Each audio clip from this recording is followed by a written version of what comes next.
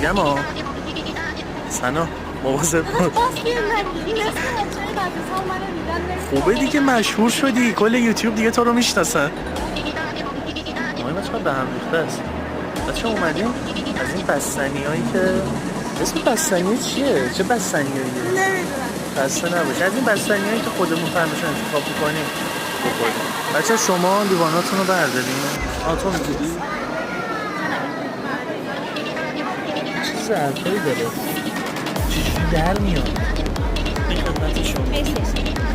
منم صورتی برمیدارم. پرنسس باشه. شیرپسی نوتلا به نظر خیلی جذاب. فقط خوشگله. نه به نظر من اصلا این شیرش مثلا من شیر نمیده. به نظر من شیرپسش خیلی خوبه. خوشمزه است.